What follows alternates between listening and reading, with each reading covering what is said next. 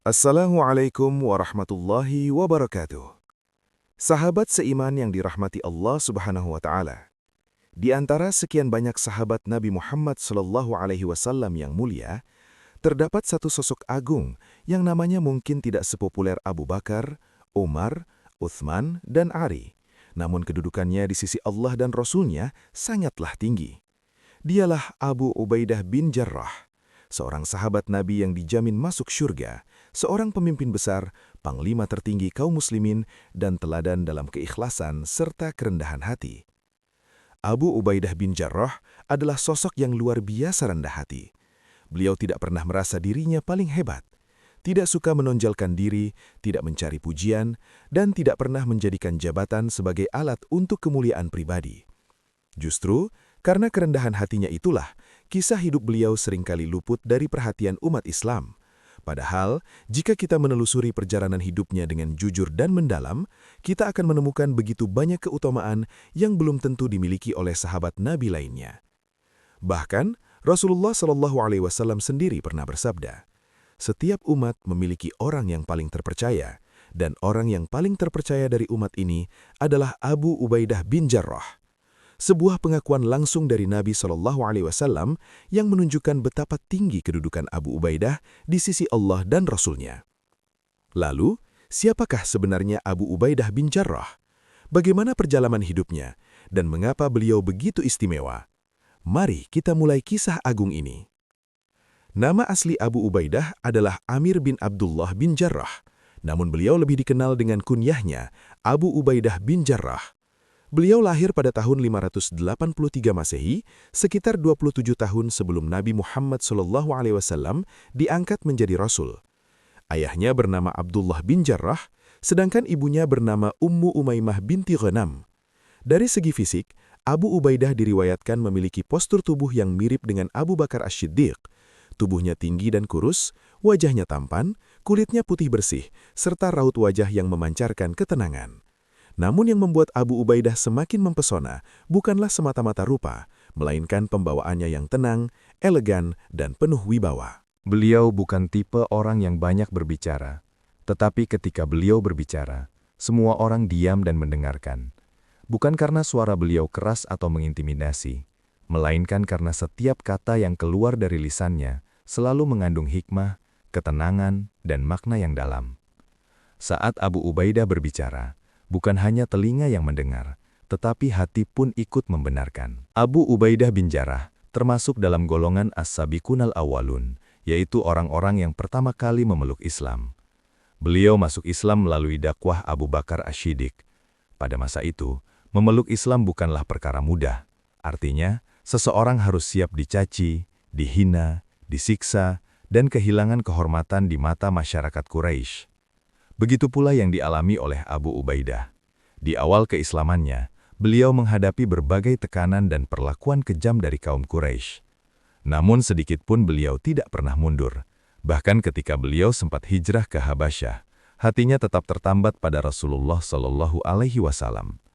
Tidak lama berselang, beliau pun memutuskan untuk kembali ke Makkah, karena tekadnya hanya satu, berada di dekat Rasulullah, hidup bersama beliau, dan mati bersama beliau. Sejak saat itu, Abu Ubaidah tidak pernah absen dalam setiap peperangan yang diikuti Rasulullah SAW. Beliau selalu berada di barisan terdepan, mempertaruhkan nyawa demi Islam. Di antara kisah heroik dalam hidup Abu Ubaidah adalah peristiwa yang terjadi pada Perang Badar. Ketika perang sedang berkecamuk hebat, Abu Ubaidah menyerang pasukan Quraisy dengan keberanian luar biasa, hingga membuat mereka kocar-kacir. Namun di tengah peperangan itu, ada satu orang dari pihak Quraisy yang terus mengejar Abu Ubaidah dan berniat membunuhnya. Anehnya, setiap kali orang itu mendekat, Abu Ubaidah justru menghindar dan tidak membalas serangannya. Padahal kepada pasukan Quraisy lainnya, beliau tidak memberi ampun. Ternyata, orang yang terus mengejarnya itu adalah ayah kandungnya sendiri, Abdullah bin Jarrah. Ayah Abu Ubaidah datang ke Perang Badar bukan untuk membela kebenaran, melainkan dengan satu niat, membunuh anaknya sendiri karena kebencian terhadap Islam. Ketika Abu Ubaidah menyadari bahwa ayahnya benar-benar ingin membunuhnya dan tidak ada lagi jalan untuk menghindar, beliau pun berhenti dan menghadap ayahnya. Dengan hati yang bergetar, namun iman yang kokoh, Abu Ubaidah bertakbir dan menyerang ayahnya. Tak lama kemudian, ayahnya pun tewas di tangannya. Peristiwa ini bukanlah cerminan kedurhakaan, melainkan bukti bahwa loyalitas tertinggi seorang mukmin hanyalah kepada Allah dan Rasul-Nya. Setelah peristiwa itu, Allah menurunkan firman-Nya dalam surah Al-Mujadilah ayat 22, memuji keteguhan iman para sahabat, termasuk Abu Ubaidah bin Jarrah. Namun penting untuk dipahami, peristiwa ini terjadi di medan perang, ketika nyawa benar-benar terancam.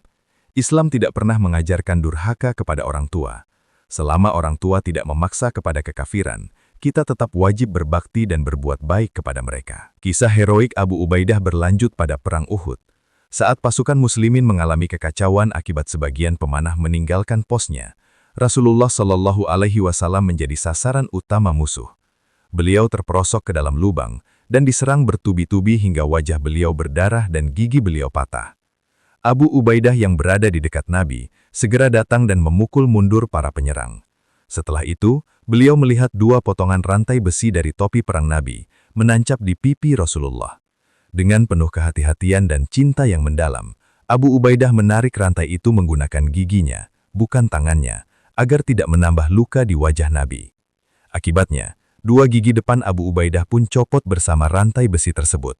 Sejak saat itu, beliau dikenal sebagai sahabat yang giginya tanggal karena membela Rasulullah. Abu Ubaidah termasuk 10 sahabat yang dijamin masuk surga, dan satu-satunya sahabat yang diberi gelar Aminul Ummah, orang yang paling terpercaya di umat ini. Beliau juga termasuk sahabat yang paling dicintai Rasulullah setelah Abu Bakar dan Umar. Di masa kekhalifahan Umar bin Khattab, Abu Ubaidah diangkat sebagai panglima tertinggi kaum muslimin, memimpin para panglima besar seperti Khalid bin Walid.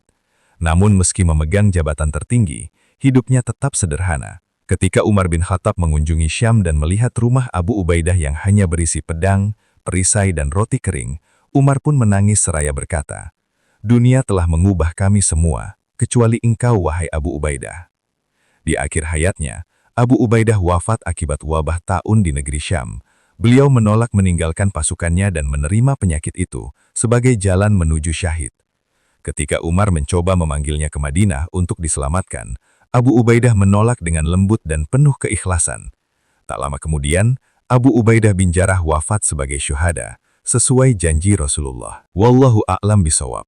Wassalamualaikum warahmatullahi wabarakatuh.